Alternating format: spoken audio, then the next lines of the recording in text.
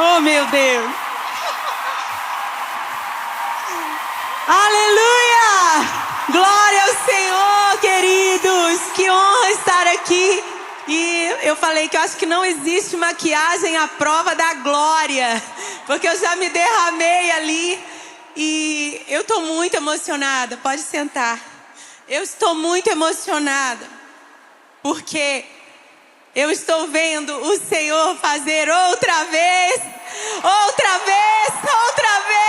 Ele fará outra vez, para a sua glória. Será que você pode levantar as suas mãos aí mais um pouquinho e dizer: porque dele, por ele, para ele são todas as coisas, em todas as gerações, porque dele recebe, Senhor, para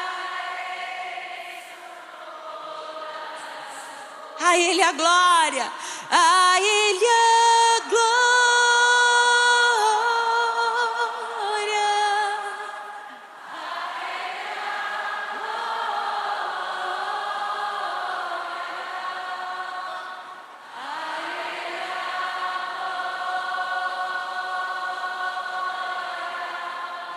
Para sempre, amém. Ai, que coisa boa. Não dá vontade de parar de adorar, e ainda bem que a gente vai fazer isso muitas vezes na vida e ao longo da eternidade. Bem, eu queria mostrar para vocês uma foto da minha família, para quem ainda não conhece, porque é o meu primeiro e maior ministério, né? Meu esposo, Gustavo, meu filho Isaac, o Benjamin. Nós também temos um gato e um cachorro, com nomes de avivalistas, porque lá em casa só tem avivalista, até os animais. É o Whitefield Brainer e o Seymour Graham. Então, nós temos o privilégio de servir ao Senhor como família. Somos pastores na igreja Diante do Trono. Espero vocês lá no sul da Flórida. Receba seu visto, já tira o passaporte pela fé. Vamos retribuir o que os missionários americanos semearam na nação brasileira, e nós precisamos pagar essa dívida.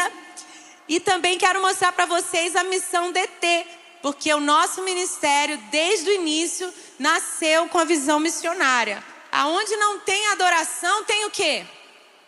Missão. Aonde não tem adoração, tem missão. Se a adoração ainda não subiu de alguns lugares no planeta ou de algumas esferas da sociedade, ali nós temos uma missão. Então nós temos o prazer de estar em Angola, são 24 igrejas. Estivemos lá esse ano de novo, levo os meus filhos desde pequenos, e a nossa maior alegria é transformar integralmente comunidades inteiras.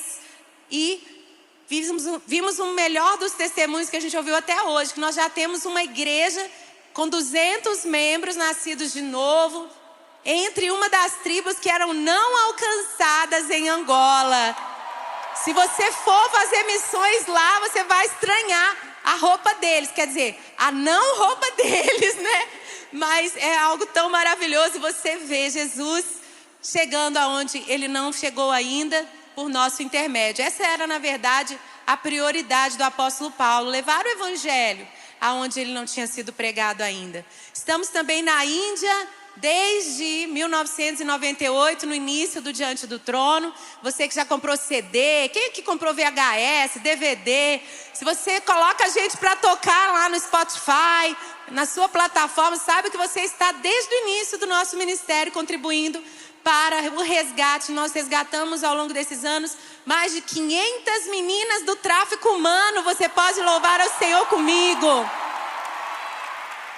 Hoje nós também trabalhamos de outras formas, com cooperativas para mulheres em vulnerabilidade, plantação de igreja, numa região onde 10 vilas ao redor nunca tinham ouvido falar de Jesus, e já temos uns 300 membros nesta igreja ali na Índia. Nós também estamos no sertão, e a primeira vez que o Isaac expulsou um demônio foi lá, né, Isaac? Foi bom demais. Então você pode ir com a gente para o sertão nordestino, para um dos lugares menos alcançados pelo Evangelho na nação brasileira e fazer parte também com as suas orações e com as suas doações. Eu quero fazer uma oração antes de começar a minha palavra, ok? Pai, aqui estão esses jovens, esses homens e mulheres. Senhor, eu me sinto como mãe aqui nesse altar e eu falo a eles como a filhos. Mas eu te agradeço, Senhor. Te agradeço, Senhor. Porque eu estou vendo, Senhor, fazer de novo. E eu tenho certeza que esse movimento não será em vão. Que não será em vão, que não será em vão em suas vidas, Pai. E nos efeitos transformadores da nossa nação e das nações da terra. É isso que eu te peço, em nome de Jesus. Amém, amém. Bem, orando por vocês, o Senhor me deu uma palavra fresca. E é com temor e tremor que eu trago esta palavra. Sirva o propósito de Deus na sua geração. E em Atos 13:36 está escrito: tendo, pois, Davi servido ao propósito de Deus em sua geração, adormeceu, foi sepultado com seus antepassados e seu corpo se decompôs. Uau, que forte terminar assim, né? Pois fala para o teu irmão aí do lado: olha, não importa o tamanho da glória que você ter na terra, que tiver na terra, tamanho da sua riqueza, da sua fama, da sua influência, não vai importar nada. No final você vai ser enterrado e o seu corpo vai se decompor. Ponto. E daqui a poucas gerações, quem aqui sabe o nome do bisavô? Deixa eu ver. Quem aqui sabe o nome do tataravô? Quem aqui sabe quem era a pessoa mais importante na época dos seus avós? Uma pessoa famosa. Tá vendo, gente? Nós somos pó. E ao pó nós voltaremos. Não importa diante de qual número de multidões você estiver ao longo da sua vida. Vamos aplaudir o único que viverá para sempre, que permanecerá para sempre. A fama dele é a única que é eterna, não é assim? E ao longo da minha vida eu tenho tido o privilégio de estar como nesse dia diante de multidões tão bonitas, que não se reúnem por minha causa, mas por causa dele. Mas tem muita gente confundindo as coisas, né? A igreja é aquele lugar que a gente canta igual karaokê, né? E no final tem um monte de aplauso e a gente acha que é para nós.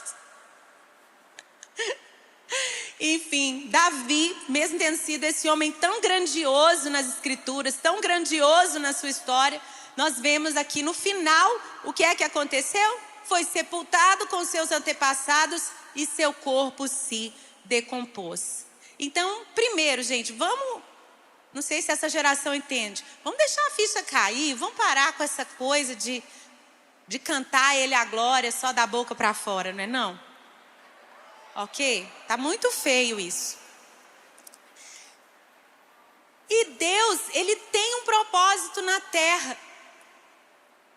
O sentido da nossa vida só está em cumprir esse propósito, em servir esse propósito na nossa geração. Deus está fazendo algo na terra que não começou hoje com vocês, não começou comigo, não começou com os meus antepassados, como nós lemos aqui de Davi.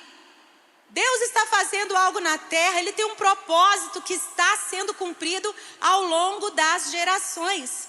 A história é de Deus, a história é com H maiúsculo, a nossa história é com H minúsculo, bem pequenininho, nesse grande enredo do que Deus está fazendo. Nós não somos os protagonistas, nós não somos os personagens principais. A nossa vida é parte do que Deus está fazendo hoje e que culminará na eternidade. Eu acredito que quando Deus olha, Ele nos vê de cima como uma teia de gerações, de antepassados, de novas gerações, que vão assim formando o mapa desta história e desse projeto. E o sentido da vida então é você servir a esse propósito na sua geração. Cada nova geração surge então de onde a anterior parou. O meu piso é o teto de vocês. O meu piso... Não, desculpa. O meu teto é o piso de vocês. Já virei meme de novo. O meu teto é o piso de vocês, não é assim?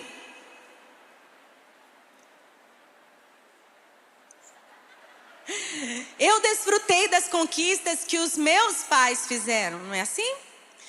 Por exemplo, eu me lembro de histórias que meu pai conta sobre como os evangélicos eram perseguidos quando ele era jovem. Meu pai, jovem, participou de uma carreata que saiu de Belo Horizonte para Ouro Preto para demandar que os defuntos crentes fossem enterrados no cemitério da cidade. Porque o crente não tinha direito de ser enterrado num cemitério. Já na época dos meus bisavós, dos seus tataravós, o crente evangélico não tinha o seu casamento reconhecido, porque só quem se casasse numa igreja católica poderia ter o seu registro oficial. E mesmo depois que a República Proclamada trouxe a laicidade ao Estado, levou muito tempo para os cartórios serem abertos em todo o Brasil. Então, ser crente por Jesus era ser minoria e ser perseguido mesmo. Lá em BH, eu me lembro da construção do hospital evangélico, que foi um marco muito grande para nós, povo crente protestante. Nós recebemos, então, tratamento de qualidade, sem sermos preteridos. E também nos proporcionou que a gente se posicionasse como benfeitores para a sociedade. Inclusive, o avô do meu esposo, Gustavo, foi um dos grandes altruístas, generosos doadores e diretores do Hospital Evangélico de BH. Em 1950, quando o meu pai e o meu sogro nasceram, nós éramos 3% de crentes da nação. Quando eu era criança e adolescente, na década de 80, início dos anos 90, eu estudava no Colégio Batista, mas eu contava nos dedos quantos colegas crentes eu tinha. Quem se lembra dessa época? Nessa época, falar que era crente era sinônimo de palavra, de honra, sabia? Se fosse crente, eles te davam crédito. Porque a gente era muito poucos e era crente de verdade. Depois, quando o DT nasceu, no início dos anos 2000, nós começamos a ver um fruto muito grande de orações, de lágrimas, de sementes de antepassados. E o céu do Brasil começou a ser rasgado, como a gente tem cantado, e uma multidão de novas pessoas entraram no reino. Só lá na nossa igreja em Belo Horizonte, na época, que essa não é a minha igreja mais, nós tínhamos aproximadamente 3.000 conversões todos os meses. A gente não dava conta, a gente não sabia o que fazer com tanto bebê. As pessoas corriam para o altar, elas saíam do ônibus na avenida na frente, e elas vinham correndo e falavam assim, eu não sei o que é esse prédio aqui, mas elas se ajoelhavam no chão, no asfalto, nos morros. Quem já foi para BH sabe que lá é tudo muito morro. E as multidões enchiam a igreja, ninguém queria ir embora, não tinha hora para acabar, porque a glória de Deus era realmente pesada, como o sentido literal dessa palavra diz. E o que nós mais vimos foi salvação com fruto de arrependimento. Hoje não me impressiono com grandes números de batismo, eu fico pensando, que água é essa que eles estão batizando as pessoas? Mas naquele tempo, e eu em nome de Jesus creio que eu já estou vendo de novo, outra vez, como eu falei aqui no início, o verdadeiro evangelho que leva ao fruto de arrependimento, ao enchimento do Espírito, a uma entrega total, a sermos um verdadeiro sacrifício vivo, holocausto totalmente queimado, nosso dinheiro, nosso tempo, nossas carreiras, nossos sonhos, tudo que somos, tudo que temos, completamente queimado no altar. Eu creio que eu estou olhando para essa geração. E nós então saltamos, de 15% na minha época de diante do trono ali no início para 22,2 de 2000 a 2010. Já agora, em 2020, uma pesquisa apontou que 31% dos brasileiros já se declaram evangélicos. E a previsão do IBGE é que em 2032 o Brasil se torne majoritariamente evangélico com 51%. Que coisa! Os jovens protestantes, vocês, a sua geração, já são maioria. 30% dos jovens brasileiros se chamam evangélicos protestantes para o IBGE. É claro, né, gente? Agora vocês têm outras coisas para fazer com esse número, né? Que cabe à geração de vocês aprofundar esse evangélico tão grande, largo, mas o rio está muito raso. Quando esse crescimento começou, gente, a música ela foi muito importante. Mas a nossa música, eu quero que você entenda, ela nunca foi o final. Ela nunca foi o fim. Ela sempre foi um meio. E todas as estratégias que o Senhor der a você na sua vez, na sua geração, no seu turno, você tem que entender que não é o fim da sua vida, a finalidade da sua vida. A sua finalidade é a Ele a glória, amém? Não tem a ver conosco mesmo. Cada ajuntamento solene, parecido ali com Joel 2, foi feito como um altar em que a gente construía pedra por pedra. Nós éramos as pedras vivas, nós éramos o sacrifício queimado, nós éramos aqueles que estávamos obedecendo com o chamado de reunir o povo numa assembleia solene para orar em arrependimento pela nação e levantar a adoração que desentroniza outros altares. E por causa disso, nossas batalhas espirituais eram ferrenhas. Nós líamos obrigatoriamente os livros de Valnice Milhomes. Até semana passada eu estive com ela e a gente conversou um pouquinho sobre o cenário atual. E um dos livros que era assim, maravilhoso, nos encorajava e encoraja até hoje, A Adoração em Santidade, a maior arma de guerra em nível estratégico. Outro livro que vocês precisam ler outra vez, O Jejum o Jejum e a Transformação do Brasil. Ali você vai entender os tripés, né, as bases da construção da nação brasileira, para que vocês possam avançar nas conquistas contra a feitiçaria, a idolatria e a imoralidade.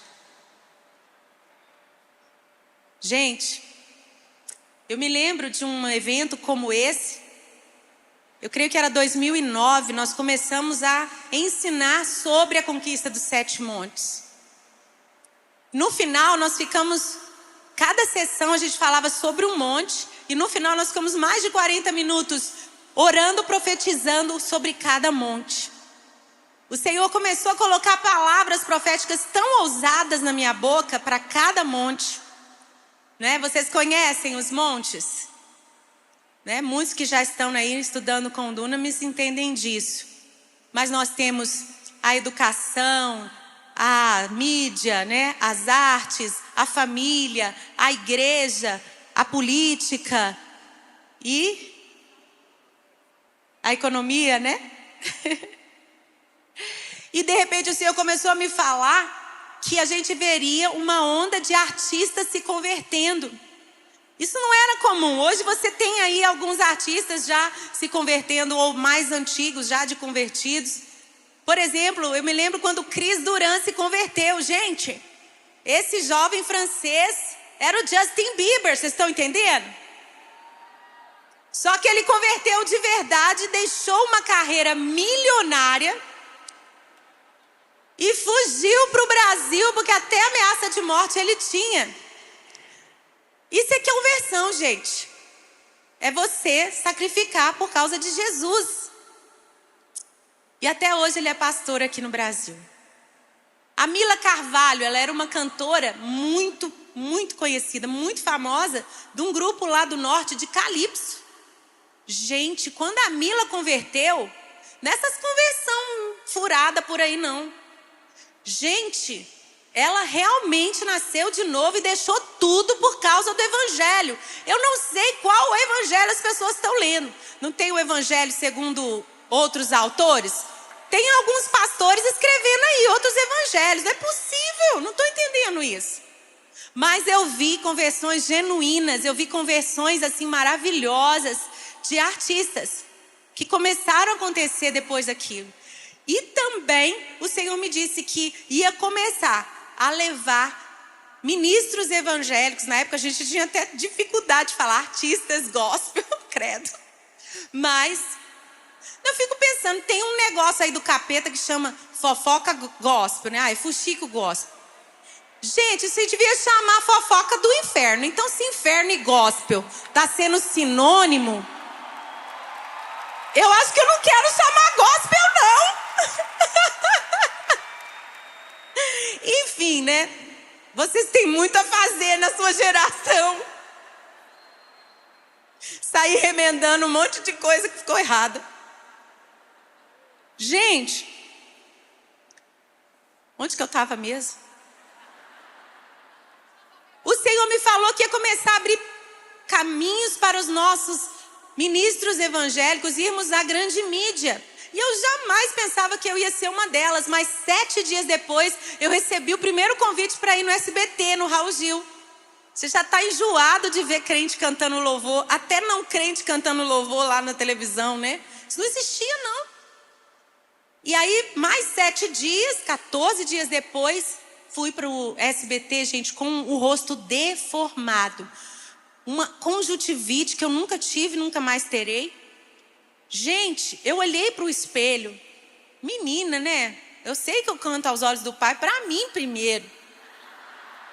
E eu aparecer pela primeira vez em rede nacional daquele jeito, foi uma renúncia por Jesus. Aí que você sabe que tá certo, entendeu? Eu olhei para o espelho e falei assim, né? Olha para a cara do teu irmão e na cara do diabo. Pois é, porque eu olho para o espelho e olhei para mim mesmo e falei bem assim para ele. Falei assim, diabo, se você acha que vai me impedir de ir cumprir o propósito, servir ao propósito, por causa da minha vaidade, você está muito enganado. Tampei o meu olho e fui. Mas são conquistas que você às vezes já se acostumou, não valoriza. E ainda tem que reparar, né? Que dó de vocês, mas conquistamos e temos que avançar ali. Não era normal. Eu me lembro na primeira conferência profética que aconteceu no início dos anos 2000 em BH, antes do DT nascer, reuniu muitos ministérios da nação e a Cindy Jacobs, que vocês muitos já conhecem, ela veio. Nós ouvimos pela primeira vez palavras como as igrejas vão ter canais de televisão 24 horas pregando o evangelho. As igrejas vão ter rádios FM. Nós vamos ter filmes no cinema com enredo, histórias cristãs, bíblicas.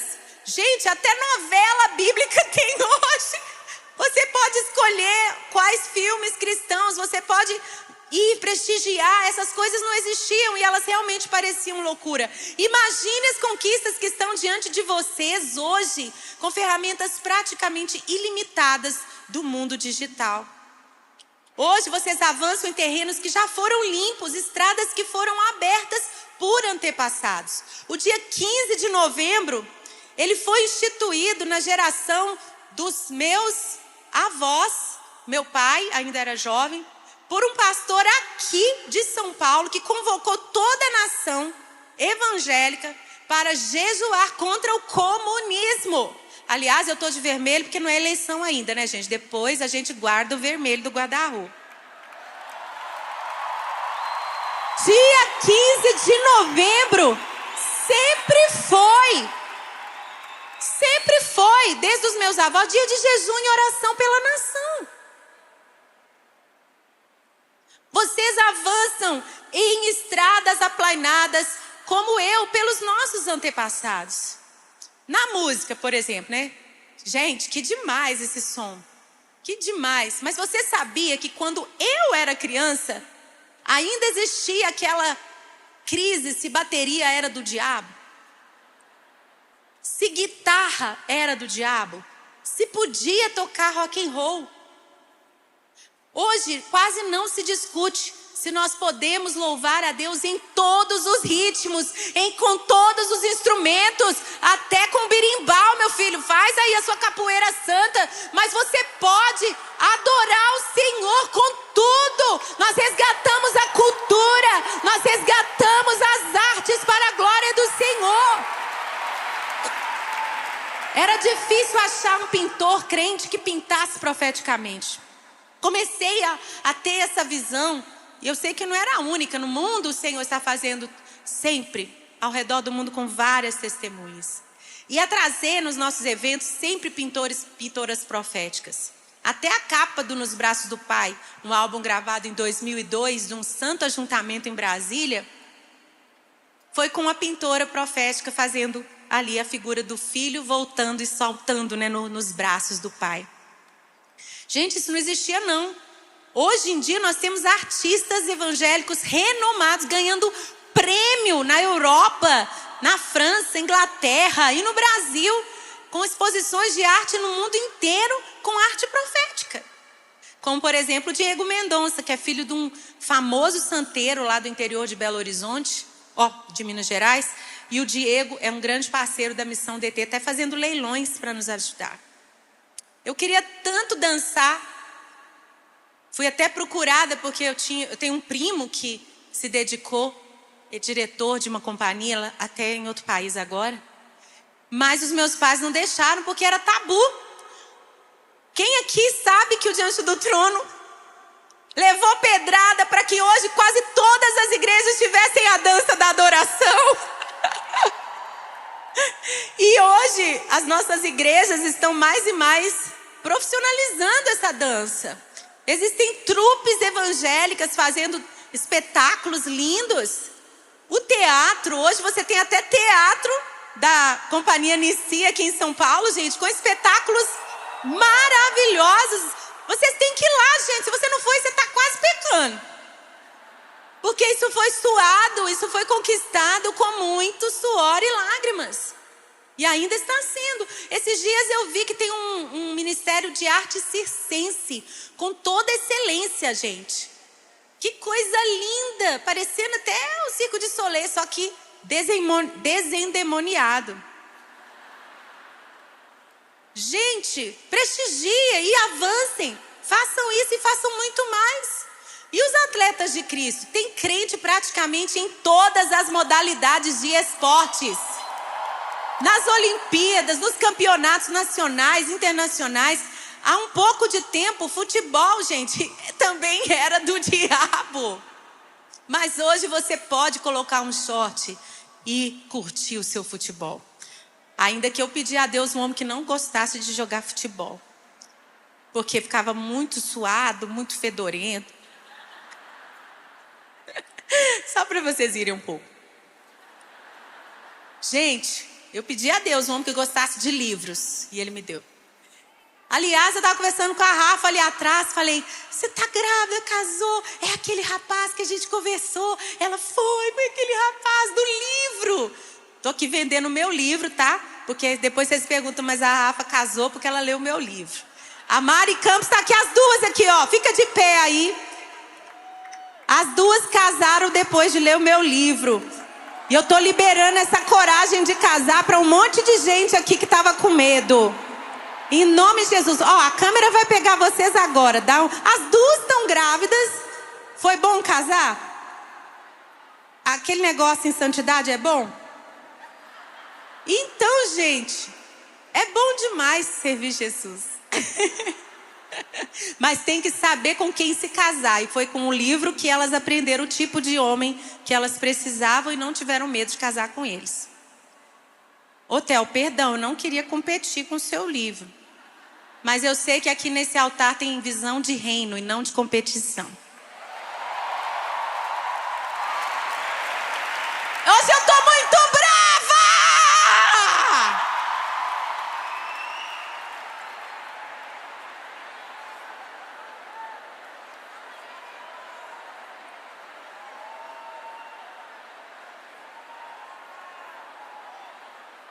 Deixa eu focar aqui.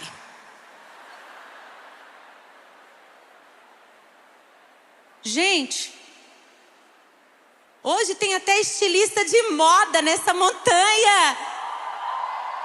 Eu já vim para a Fashion Week aqui ficar de intercessora nos bastidores, porque é uma guerra ainda que vocês é que vão avançar e conquistar. Uma das grandes estilistas que vai a Paris, vai a Nova York, expõe, vende em outras nações, é minha amiga Patrícia Mota. Foi até na Estância Paraíso que ela já recebeu revelação de algumas coleções debaixo de uma pitangueira que tem lá. É a coisa mais linda você ver a moda inspirada pelo Espírito Santo. Mas é uma conquista ferrenha. Um dia a gente fez um lava-pés com as modelos lá no camarim. Porque muitas vezes as modelos são vistas só como cabide, né? E aí nós lavamos os pés, ministramos e cantamos. E a trilha sonora do desfile foi Aos Olhos do Pai. Mas o pessoal descobriu que era eu que ia cantar e não deixaram não. Mas a gente colocou outra pessoa para cantar. São conquistas. Você já se acostumou com o calendário cultural da prefeitura da sua cidade, incluindo um dia evangélico nas celebrações? Você já se acostumou ou até joga pedra em quem vai nos eventos das exposições, né, das expos aí, agropecuárias, ou festas de aniversário da cidade, com dinheiro público? Antes, nós não tínhamos lugar. E até hoje nós ganhamos muito menos, nossas estruturas às vezes são menores, e nós temos muita dificuldade, muitas vezes nessas cidades. É conquista. Eu falo com o Gustavo, amor, eu quero parar. Quantas vezes ele fala, se você parar, quem vai ocupar esse lugar? E o pior é que às vezes eu quero parar, mas vocês não fazem o negócio direito. Quando que eu vou poder parar, gente?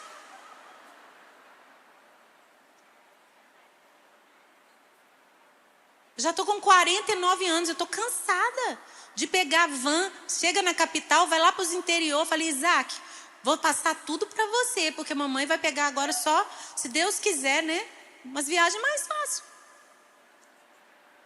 Mas às vezes a gente não tem quem ocupe esse lugar ainda, com essa responsabilidade de servir o propósito de Deus na sua geração.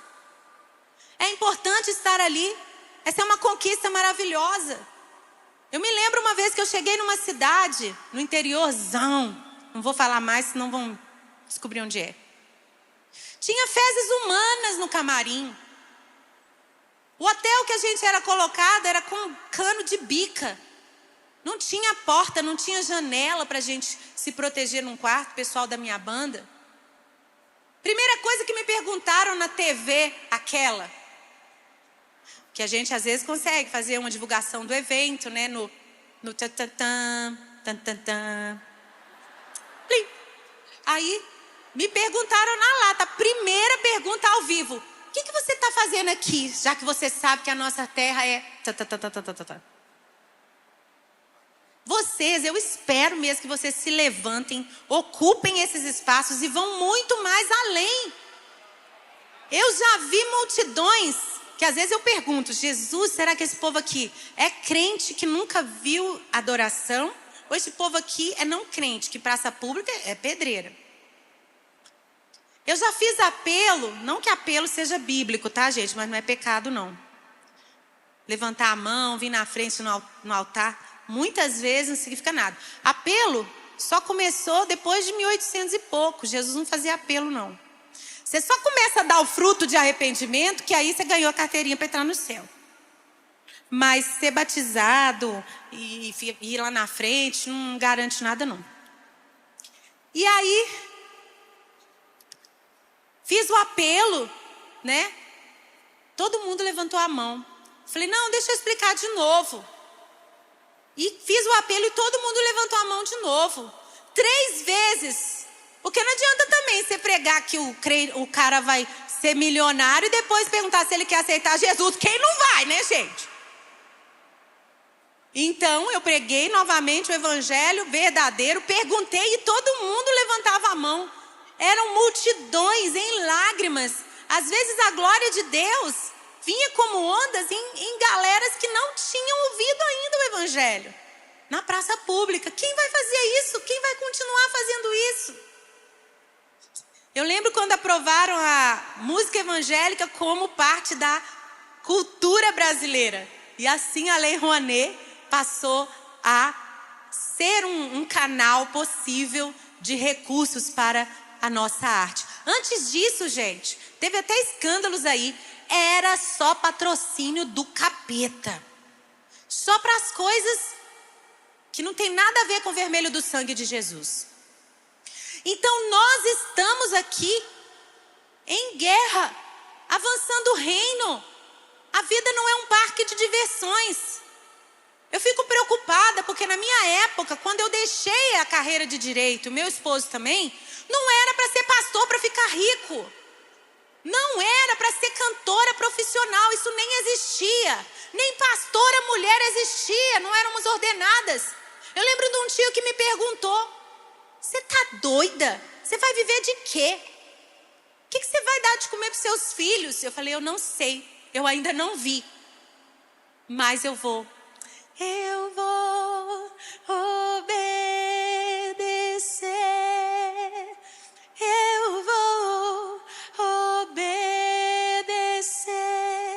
Obedecer a Deus é sempre melhor, pois Ele é fiel. E nós estamos construindo uma arca. Se você não conhece, você não teve infância. Então, gente, eu vou até aliviar um pouco a tensão aqui da palavra e perguntar aqui, mais tarde eu vou cantar. Vocês acham que eu devo colocar umas músicas do Criança Diante do Trono? Porque assim, eu falei: gente, será que esse povo converteu agora, não conhece as músicas? Eu quero que eles cantem junto, igual eles cantaram com Morada. Então vocês cantam forte, por favor, senão eu vou me achar muito velha. Ok, combinado então. Tá vendo, Isaac? Eu falei que eles iam gostar. O Isaac mandou mensagem pra mim de manhã: mãe, nós ficamos 5 minutos orando em línguas, mãe, a gente pode fluir aqui com esse povo. Eu falei: que bom, filho! Mãe, vamos fazer uma mudança no repertório. Vou não, ó. Então, ó. E político? Você já se acostumou com político indo pedir voto nas igrejas? É claro que é bem complexo esse negócio. Mas sabe por que eles estão indo? Porque nós somos um povo que pode mudar o rumo do país. Nós somos um povo relevante que faz a diferença. Eu me mudei para os Estados Unidos uma das vezes que o Senhor me levou, que eu já morei lá algumas vezes. E fiquei impactada, porque minha loja favorita era o Target. Supermercado, roupa baratinha, tudo que você pensa tem lá. E perto da minha casa.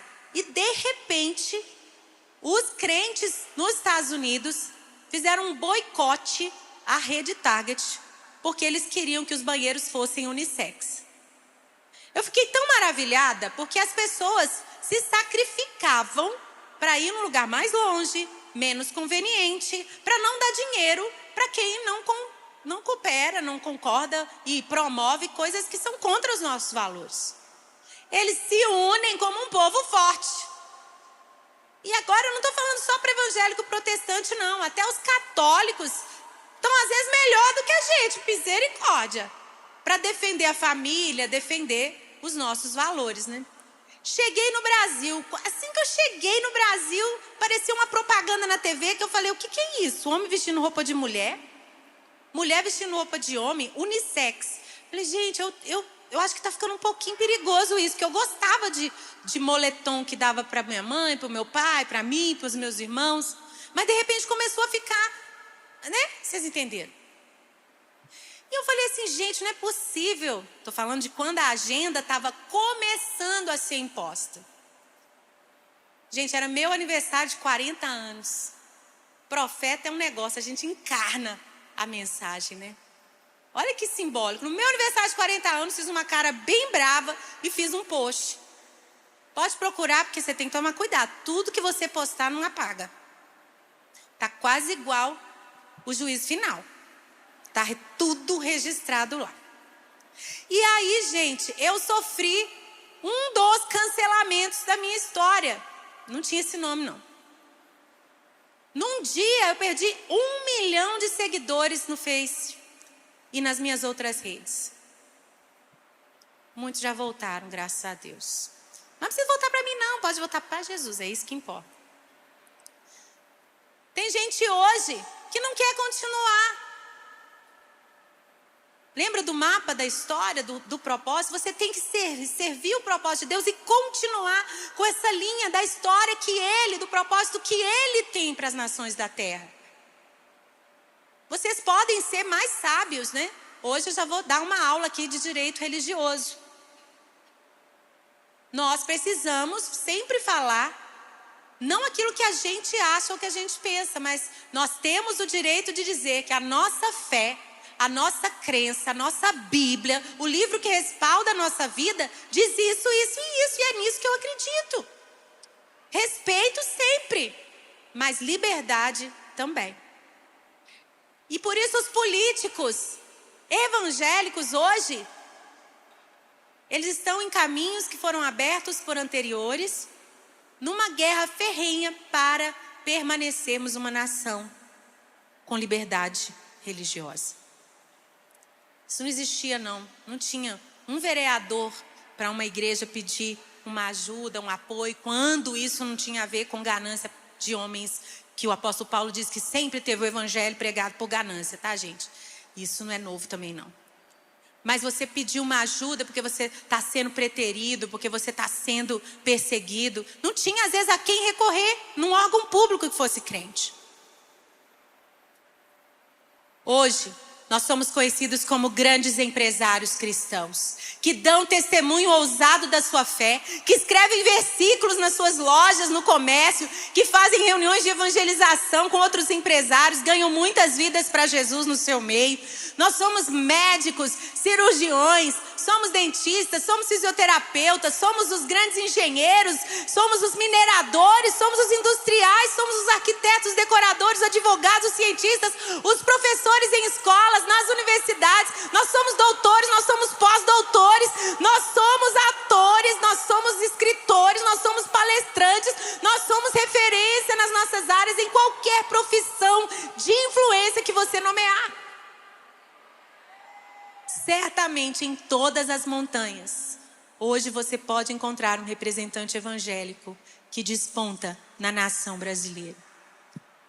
Obviamente eu não estou entrando nas falhas e nos problemas, nos remendos que vocês vão ter que fazer. Mas é assim que eu caminho para o término da minha palavra hoje. Quando Josué entrou na terra prometida,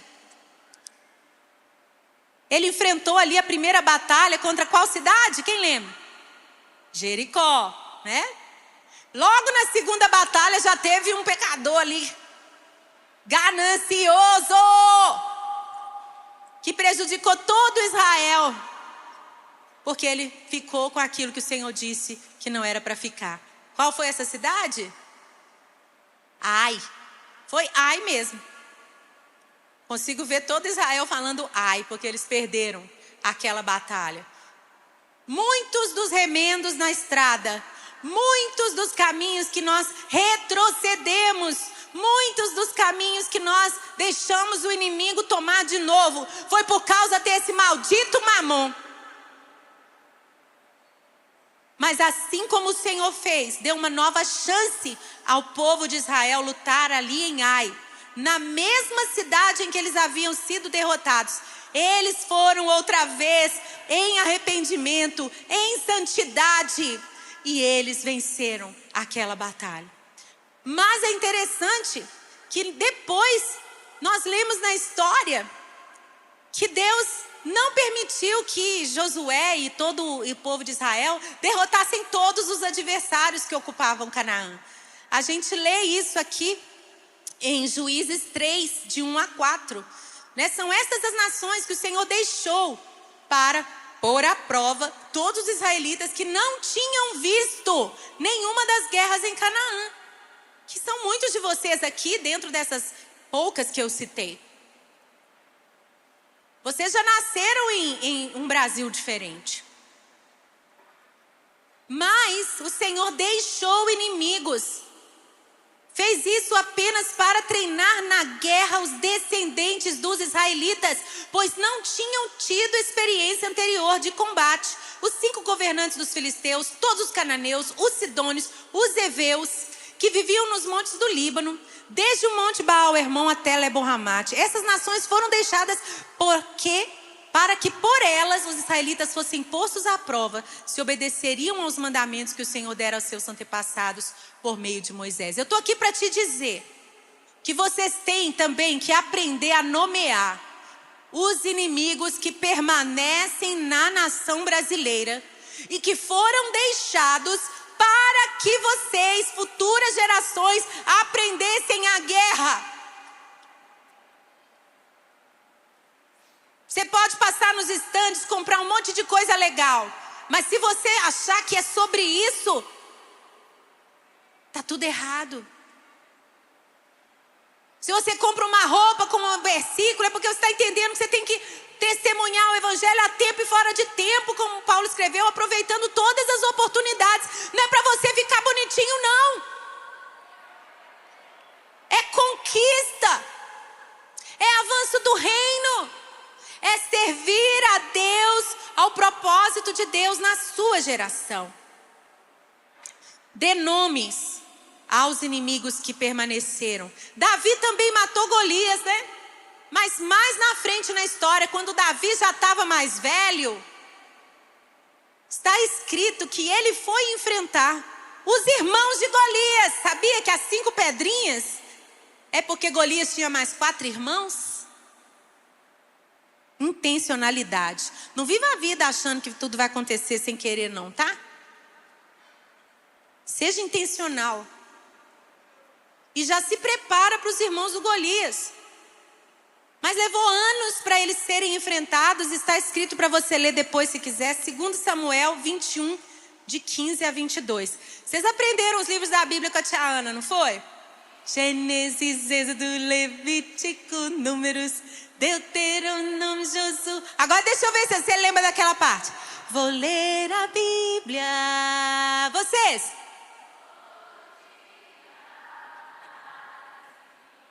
Pelo amor de Deus, você só gosta da parte dos livros?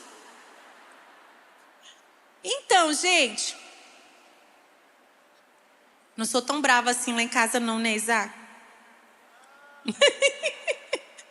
Gente, parênteses aqui. Agora eu vou ensinar você que não tem 2 Samuel. É 2º livro de Samuel. Vamos abrir lá em 2 João. Não tem 2 João. 2ª carta de João. E vocês ficam aí escrevendo uma linguagem toda abreviada nas redes sociais. Eu falo, como que esses meninos vão ser importantes algum dia na vida? Não sabem nem escrever português.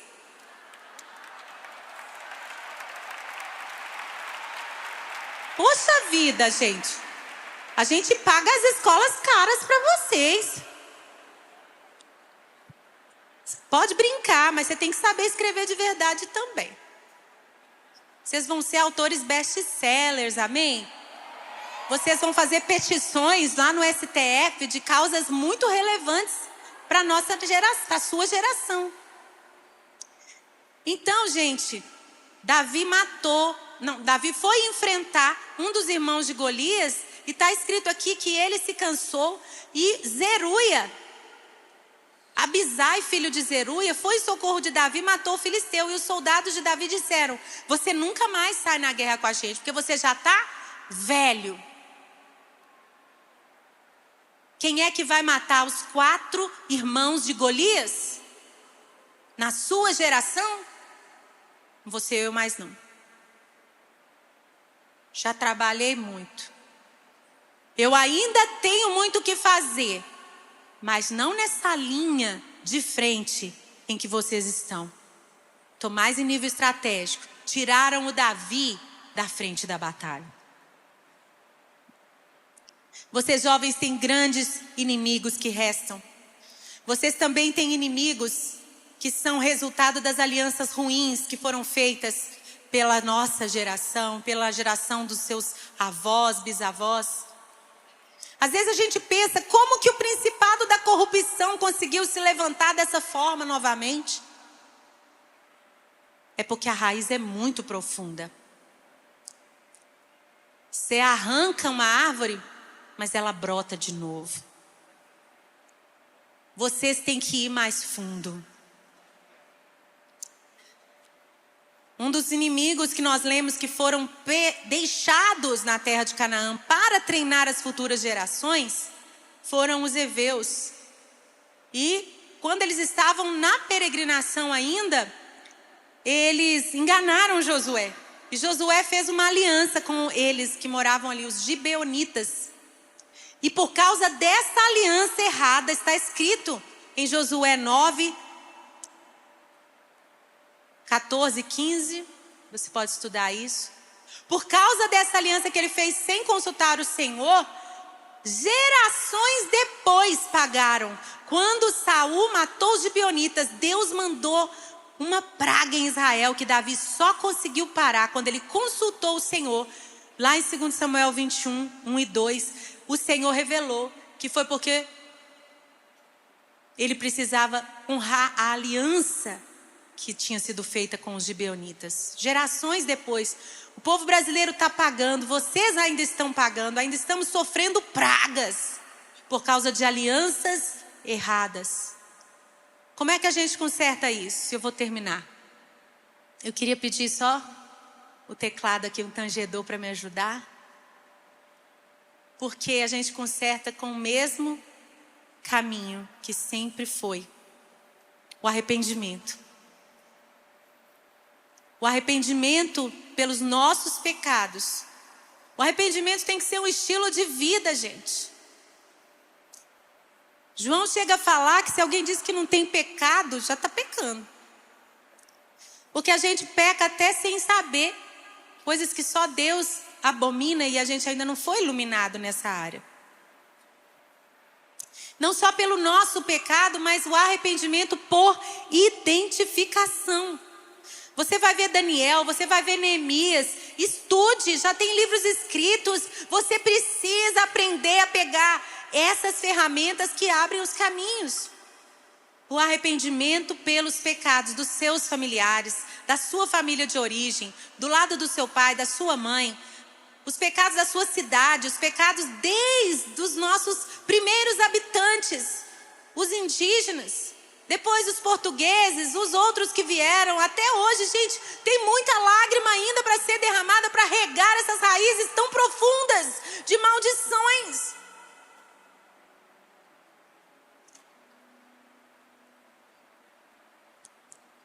Profetizar o que Deus está falando. Depois que você chora bastante, lá no seu secreto, nas reuniões de oração com seus amigos, depois que você derrama as lágrimas pelo Espírito, os gemidos inexprimíveis, aí você se levanta e começa a profetizar. E o Espírito vai encher sua boca de coisas tão ousadas que nem você, seu Espírito conversa com a sua mente, você fala assim, com a mente você fala, Senhor, o que eu estou falando? Mas Ele quer pessoas ousadas para abrir a boca e profetizar o que Ele está falando sobre esta batalha. Eis-me aqui. É a terceira ferramenta para você continuar abrindo caminhos. Envia-me a mim. Vocês ficam cantando músicas tão perigosas.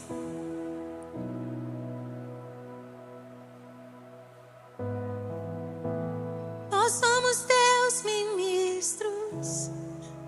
Envia o teu fogo. Você quer queimar mesmo?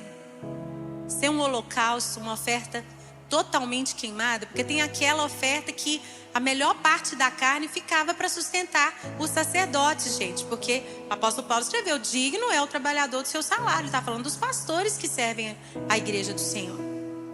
Mas tinha a oferta totalmente queimada, que não fazia sentido nenhum. Deus não... Acho que Ele não come churrasco, não. É se queimar queremos queimar. Você quer queimar mesmo? Se você quer dizer, eis-me aqui, envia-me a mim, para servir o teu propósito na minha geração, eu quero que você se coloque de pé. Mas não é para me agradar, não.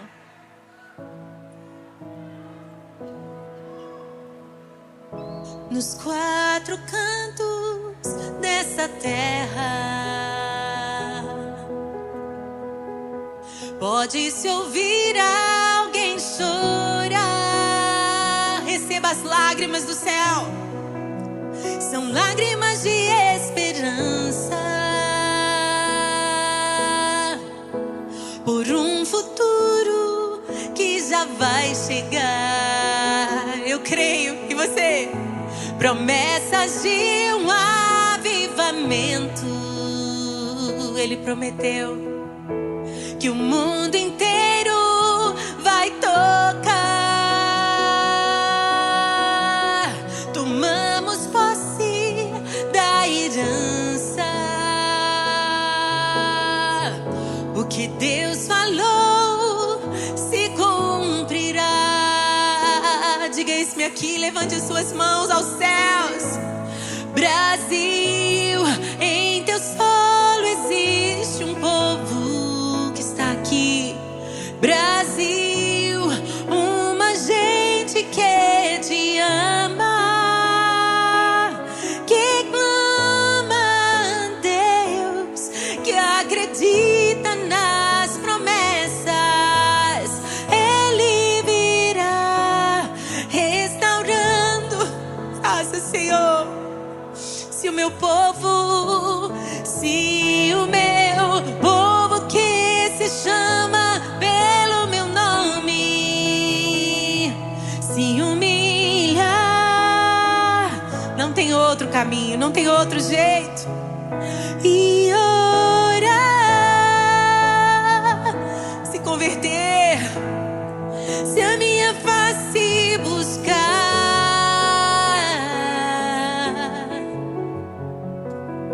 se o meu povo que se chama pelo meu nome dos seus caminhos maus se desviar, eu ouvirei. Ele está ouvindo. Perdoarei. Perdoa-nos, Senhor. Sua terra sararei, eu sararei. Sua terra sararei, é a sua vez, é a sua vez. Sua terra sararei,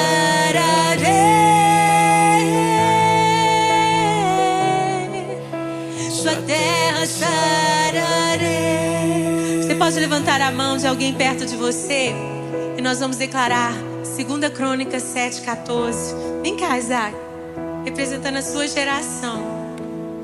Eu preciso te ensinar isso, meu filho. Eu não posso morrer sem ver você fazendo isso. Vamos lá? Diga, se o meu povo. Fala aí forte, filho. Se o meu povo. Se o meu povo. Estão aprendendo aí, galera?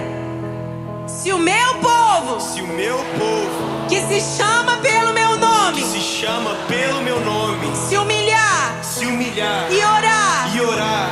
E buscar a minha face. E buscar a minha face. E se converter dos seus maus caminhos. E se converter dos seus maus caminhos. Então eu ouvirei dos céus. Então eu ouvirei dos céus. Perdoarei os seus pecados. Perdoarei os seus pecados. E sararei a sua terra. Um brado de vitória, Senhor. Um brado de conquista. Um brado de avanço. Um brado de conserto. Um brado de redenção. Pai, eu abençoo cada um desses jovens. Eu abençoo cada um como se fossem os meus filhos. Senhor.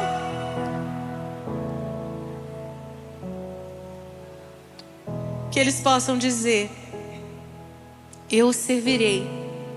Diga, Isaac, eu servirei. Eu servirei. ao propósito de Deus ao propósito de Deus na minha geração. na minha geração. Obrigada, queridos. Deus abençoe.